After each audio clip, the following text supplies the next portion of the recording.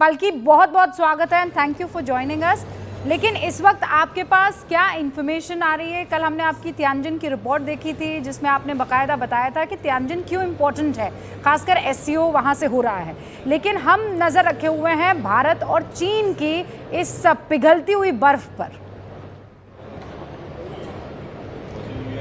जी रूबिका, पहली मीटिंग है प्रधानमंत्री मोदी और प्रेसिडेंट शी जिनपिंग के बीच। पिछले 10 महीने में पिछली मुलाकात हुई थी कजान रशिया में ब्रिक्स समिट की साइडलाइंस पे, और तब जैसा कि प्रेस में और डिप्लोमैट्स कहते हैं एक थॉ हुआ था, बर्फ पिघलने की जो प्रक्रिया है वो शुरू हुई थी।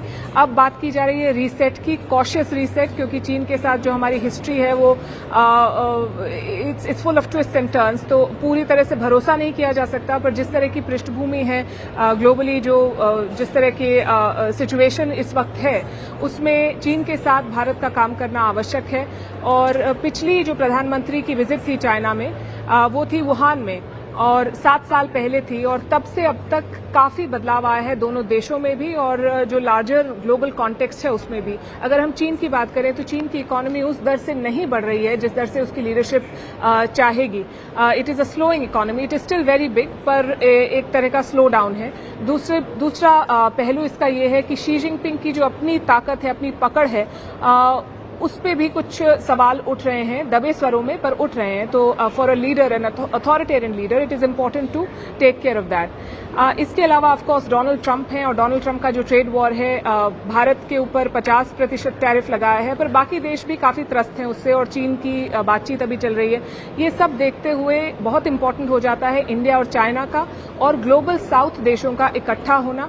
और आज जो तस्वीरें तियानजिन चाइना से निकलेंगी, मुझे यकीन है कि वॉशिंगटन में बैठे हुए ट्रंप की टीम के जो बड़े लोग हैं वो उनको देख रहे होंगे कि कैसे रूस, चीन और भारत के नेता, और ये एक बड़ा ग्रुप है इस वक्त, 10 मेंबर स्टेट्स हैं, दो ऑब्जर्वर स्टेट्स हैं मेरे ख्याल से, और 14 डायलॉग पार्टनर्स हैं, और बहुत सारी बायलैटरल मीटिंग्स हैं, बहुत सारी मल्टीलैटरल मीटिंग्स हैं। तो बहुत एक इम्पॉर्टेंट संदेश जो है वो वेस्टर्न पावर्स को जा रहा है कि ग्लोबल साउथ इस वक्त ऑल्टरनेटिव्स की तलाश में है, और बड़े बड़े जो नाम हैं, बड़े देश हैं, वो एक छत के नीचे इकट्ठा हो गए हैं बात करने के लिए कि कैसे इसको आगे बढ़ाया जा सकता है। ओके, बल्कि ये क्या हमारा टारगेट और एम है कि हम अचीव कर पाएंगे, इसका आपने जिक्र किया।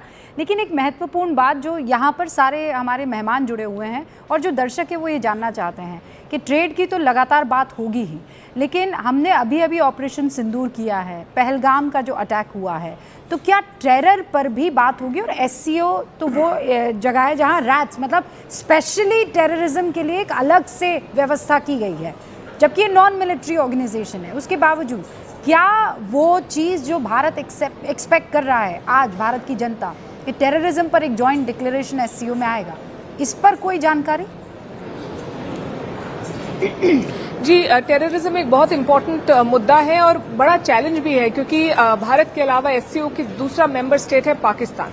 तो जब टेरर इंफ्रास्ट्रक्चर को सपोर्ट करने वाला देश, जब टेरर एक्सपोर्ट करने वाला देश ही उस मंच पे मौजूद हो, तो आप किस तरह से अपनी बात रखेंगे? जून में इनफैक्ट डिफेंस मिनिस्टर्स की मीटिंग हुई थी एससीओ की, और तब जो ज्वाइंट स्टेटमेंट आया था उसमें उस तरह की लैंग्वेज, उतना स्ट्रांग मैसेज नहीं था एंटी टेररिज्म को लेके, इसलिए भारत ने वो ज्वाइंट डिक्लेरेशन साइन नहीं किया। Apart from trade, terrorism is going to be a very important point of conversation here। पर प्रधानमंत्री ने अपने ओपनिंग कमेंट्स में टेरर की बात नहीं की। अगर आपने सुना होगा, उन्होंने कहा कि हम mutual respect, mutual trust, direct flights, border management, इस वक्त फोकस ये है कि भारत और चीन इकट्ठा काम करें। और फॉरेन पॉलिसी में मेरे ख्याल से रूबिका बहुत सारे प्रायोरिटीज होते हैं, पर समय के हिसाब से कुछ चीजें बैक बर्नर पे रखी जाती हैं, कुछ आगे। मैं ये नहीं कह रही हूँ कि टेरर बैक बर्नर पे है, क्योंकि शहबाज शरीफ भी मौजूद हैं यहाँ पे, और भारत की पूरी कोशिश रहेगी कि टेररिज्म पे एक स्ट्रांग मैसेज जाए। पर मुझे लगता है कि इस वक्त भारत का जो लार्जर गोल है आत्मनिर्भर भारत, उसके लिए जो 8% जीडीपी ग्रोथ की हमें जरूरत है, उसके लिए हमें बहुत सारे पार्टनर्स की जरूरत पड़ेगी ट्रेड के लिए, और उस दिशा में भारत की लीडरशिप इस वक्त काम कर रही है। बल्कि बहुत बहुत शुक्रिया जानकारी हम तक पहुंचाने के लिए, और आगे भी आपके साथ इसी तरह से जुड़ेंगे और इनपुट्स हासिल करेंगे। Thank you so much. तो ये पलकी शर्मा थी जो आपको वहाँ तियानजिन से बता रही थी कि ये जो बैठक है इस पर अमेरिका कैसे नजरें गड़ाए हुए हैं और हम कैसे फूक फूक कर कदम जो आगे बढ़ा रहे हैं, क्योंकि ये जो रिश्ता है ये कोई बहुत नेचुरल सा रिश्ता नहीं है। सतीश केसिंग साहब, मतलब ठीक है पड़ोसी है चीन हमारा, लेकिन हमारे इनसे भी हमेशा इस तरीके के ताल्लुकात रहे हैं। जो आप कह रहे हैं कि हम बदल दें, भाई हर कोई चाहेगा कि रिश्ते बेहतर हो, पर ये बहुत बहुत सुलझा हुआ रिश्ता तो नहीं ही है। मैं आपको देख रहा हूँ, बॉडी लैंग्वेज की ही बात कर लें तो भारत का जो शिष्टमंडल है प्रधानमंत्री के नेतृत्व में बहुत कॉशस और विजिलेंट है, और चाइना वाले बहुत बिजनेस लाइक लगते हैं, नंबर 1। नंबर 2, हमें तो ध्यान में रखना होगा कि चाइना ने ये पूरा बुलाया है, लेकिन चाइना में भी जो रास्ता हमारा है भारत का, मेरा ऐसा मानना है रूस के जरिए ही जाता है। तो हमारे नज़र ज़्यादा रूस से जो मीटिंग होगी उस पर रहेगा। और एक चीज़ और देखिए क्या क्या मैसेजिंग होता है। जयशंकर जी कहाँ है? परमिशन। अच्छा, एस जयशंकर जी हमें भी यहाँ टेबल पर निनाद दिखे नहीं है, और नहीं हो सकता है sir, we never know what, हो सकता है तबीयत खराब है, हो सकता है कोई और वजह हो, we do not know, so how do we comment on this. लेकिन मैं आपको ये बता दूं कि शी जिनपिंग की तरफ से जो कहा गया है, इस वक्त की बड़ी खबर है, नीरज यहाँ हमारे साथ बने हुए हैं। नीरज बता रहे हैं कि शी जिनपिंग ने बताया कि जो प्रधानमंत्री से मुलाकात के वक्त बोले हैं, आपसे दोबारा मिलकर बहुत प्रसन्नता हो रही है माननीय प्रधानमंत्री, मैं आपको शंघाई सहयोग संगठन शिखर सम्मेलन के लिए चीन में हार्दिक स्वागत करता हूँ। पिछले वर्ष हमारी कजान में एक सफल बैठक हुई थी, दुनिया परिवर्तन की ओर बढ़ रही है, चीन और भारत 2 सबसे प्राचीन सभ्यताएं हैं, हम दुनिया के 2 सबसे अधिक जनसंख्या वाले देश हैं और ग्लोबल साउथ का हिस्सा है। मित्र बने रहना, अच्छे पड़ोसी बनना और ड्रैगन और हाथी का एक साथ आना बेहद आवश्यक है। मेजर गौरव आर्या, सबसे इंपॉर्टेंट है मित्र बने रहना, अच्छे पड़ोसी बनना और ड्रैगन और हाथी का एक साथ आना बेहद आवश्यक है। ये शी जिनपिंग कह रहे हैं पीएम मोदी को। नहीं, बिल्कुल जो उन्होंने बात बोली मैं पूरी तरीके से सहमत हूँ रूबिका जी, लेकिन एक मैं एग्जांपल देना चाहूंगा आपको। जैसे फौज में आप कभी भी किसी कंटोनमेंट में जाएंगे तो वो जब चेकिंग करते हैं तो वहां पे एक बोर्ड लिखा रहता है और उसके ऊपर एक बात लिखी रहती है, वहां पे respect all, suspect all, 100% respect, 0 trust. आप देखिए, जब आप respect all and suspect all करेंगे तभी आप सक्सेसफुल होंगे। आज की तारीख में ये वही चाइना है जो टीआरएफ को, द रेसिस्टेंस फ्रंट को, कुछ महीना पहले इसको टेररिस्ट ऑर्गेनाइजेशन घोषित करने में अड़ंगे डाल रहा था बीच में। ये वही चाइना है जो कि जैश मोहम्मद के हेड मौलाना मसूद अजहर को, ग्लोबल टेररिस्ट को, यूनाइटेड नेशंस सिक्योरिटी काउंसिल में रेजोल्यूशन पास नहीं होने दे रहा था। ये वही चाइना, आज यही चाइना जो कह रहा है कि elephant and dragon must dance together. ये समय समय की बात है, ना उस समय हमें बुरा मानना चाहिए, ना आज की तरफ हमें आज के दिन हमें अच्छा मानना चाहिए चीज का। We should have a balanced approach towards the relationship with China. And finally एक बात कहना चाहूंगा कि आपकी स्ट्रेंथ निर्भर करती है कि नेगोशिएशंस कैसे जाएं, ना कि माहौल। Today due to Donald Trump ये आपको गर्मजोशी दिखाई दे रही है। अगर डोनाल्ड ट्रंप के टैरिफ का मार नहीं पड़ती पूरी दुनिया को, अगर भारत को और चीन को इतना नुकसान नहीं होता, तो ये जो गर्मजोशी है ना एलिफेंट और ड्रैगन की, ये आपको दिखती नहीं। वो सीक्रेट लेटर जो लिखा था भारत के राष्ट्रपति को, वो सीक्रेट लेटर नहीं आता। That is all due to pressure. मैं ये जानना चाहता हूं, और ये भी मेरा एक बहुत बड़ा सवाल है, कि अगर ये टैरिफ का प्रेशर कल खत्म हो जाता है, जैसे एक दिन शुरू हुआ एक दिन खत्म हो गया, क्या यही गर्मजोशी आपको तब भी दिखाई देगी? तो परमानेंट सॉल्यूशंस क्या हैं? देखिए, अगर वो एक मिनट गौरव जी, अगर जिनपिंग ये बोलते हैं कि ड्रैगन और एलिफेंट का एक साथ आना बहुत बेहद जरूरी है, तो इसका अर्थ आप क्या लगाते हैं? इसकी मैसेजिंग क्या है? ये थोड़ा अगर आप बता पाए। और जी, सर आप भी।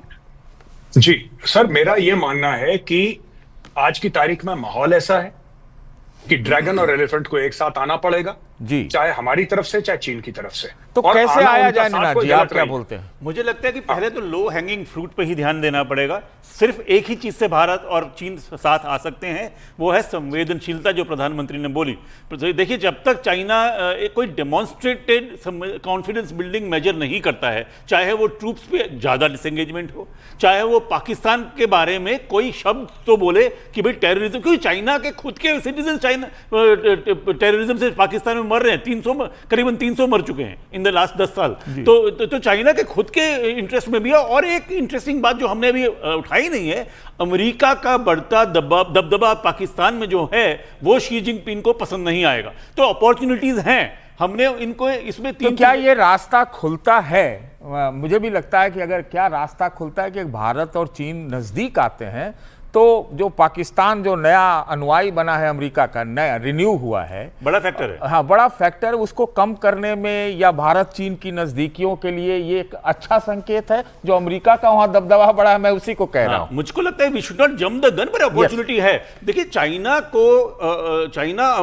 एक तरह से नियो कॉलोनियल पावर है पाकिस्तान की। पाकिस्तान चाइना के जेब में है, पाकिस्तान मजबूर है। पर पाकिस्तान ने जो या अमेरिका की तरफ नया चीज किया, चाहे क्रिप्टो में इन्वेस्टमेंट, वो हो सकता है कल की तारीख में वो ये बेल्ट एंड रोड से हटना करे या अमेरिका को थोड़ा हिस्सा दे दे। रेकोडिक माइन में वो चाइना को कम करके अमेरिका को देना चाहता है। तो देखना ये होगा कि शी जिनपिंग कितनी देर तक चाइना की इस तरह की ह्यूमिलिएशन और उनका जो प्रभाव कम हो रहा है पाकिस्तान में, उसको बर्दाश्त करेंगे। नीना जी, एक सवाल मेरे मन में आता है, वो मैं पूछना चाहता हूं।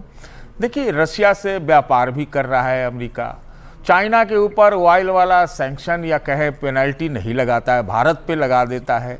तो ये जो टैंगो चलता है कि दिखाओ कि लड़ रहे हैं, लड़ भी रहे हो, और दूसरे वाले इसमें पिस जाते हैं, तो ऐसे में भारत का जो रुख है वो कैसा होना चाहिए? क्या हम जंप कर जाएं कि भाई डॉलर का हम विकल्प खोजने लगे, ग्लोबल साउथ का एकदम छाती फुला के लीडर बन जाए? कुछ ऐसा क्या है? देखिए, पहली बात हम एक चीज मिस कर रहे हैं। इस वक्त चाइना के ऊपर जो टैरिफ नहीं लगे हैं वो सिर्फ कुछ महीनों के लिए नहीं लगे हैं, अभी निगोशिएशन चल रहे हैं, कोई गारंटी नहीं है कि नहीं लगेंगे। पहली बात तो मैं ये कहूंगा। दूसरी बात ये है कि हमारे पास सिर्फ लेग रूम है, थोड़ा सा डिप्लोमेटिक लेग रूम। हम अमेरिका से एकदम हट नहीं सकते। अमेरिका बहुत बड़ी पावर है, $30 ट्रिलियन इकोनॉमी है। पर एक बात मैं कहूंगा, कई लोग ये सोच रहे हैं कि एक तूफान है ट्रंप और वो तूफान पास हो जाएगा। इतना आसान नहीं है। Trump has change the Republican party for ever. मागा रहेगा, चाहे ट्रंप रहे या ना रहे। अमेरिका और भारत की रिलेशनशिप जो आगे जाएगी वो मागा के संदर्भ में होगी। हमको केयरफुल रहना पड़ेगा। वो नॉर्मलाइज नहीं होगी जैसे बिफोर ट्रंप थी। BC-AD जैसे हम कहते हैं, बिफोर क्राइस्ट आफ्टर डेथ, उसी तरह BT है, बिफोर ट्रंप आफ्टर ट्रंप। मुझको लगता है कि मागा has changed American Republican party for ever. ये हमें समझना पड़ेगा कि ये कोई पासिंग स्टॉर्म नहीं है। भारत की अमेरिका के साथ रिलेशनशिप अब हमें उस तरह की नहीं होगी जो पिछले 25 साल तक।